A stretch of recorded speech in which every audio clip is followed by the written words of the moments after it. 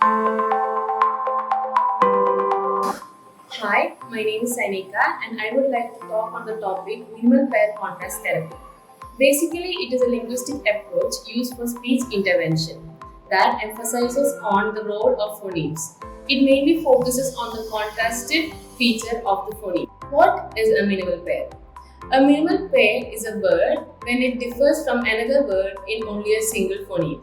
For example, sip and tip, where there is only a difference between sir and ter. Here, the contrastive phoneme here is sir and ter. The guiding principle behind this is homonymy. That is, two words will be in an identical form but have different meanings. Will prompt or derive the child to correct errors, sound errors, or a series of sound errors to make it as like an adult form. So, if a child who means to say, "Can I have a sip of your drink?" would produce, "Can I have a sip of a drink?" will be motivated to remove semantic confusion. Why the two examples given above? The example given above was sir and ter as a minimal and sip and tip as a minimal pair. It is because there is a minimal contrastive differences between sir and ter in relation to place, manner, and voicing. Place of articulation means where we place lip, tongue, coronal, and dorsal. And voicing means whether the sound is voiced or voiceless. That is, in basis of how much the larynx vibrates or remains silent. In manner, it means whether it is a stops, fricatives, affricatives, nasals, or liquids. Coronal refers to sound produced with the flexible part of the tongue, that is front part of the tongue, and dorsal refers to sound produced with the back part of the tongue, that is the posterior part of the tongue, which includes glottal and velar. Now, minimal pair contrast therapy is used for who?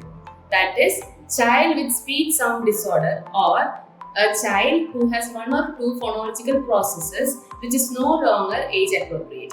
What is a procedure? The very first procedure is to identify the target phonological processes.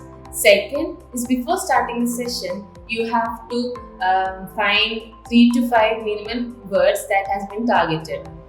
Next, we have to introduce the words to the child. That is, the clinician has to show the picture and name it. The next step is to ask the child to point to the picture and the clinician has to name it.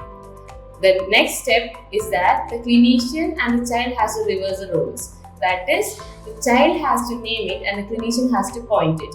The child produces a wrong sound for the target, pick up the picture the child named and not the intended one. Then the next step is to give a feedback to the child that he or she had made a mistake. Then we have to work with him or her so that the child produces a sound for 60% of the time. Then move on to other paired words. That is, you have to make sure that you will only work on one pair at a time. Thank you.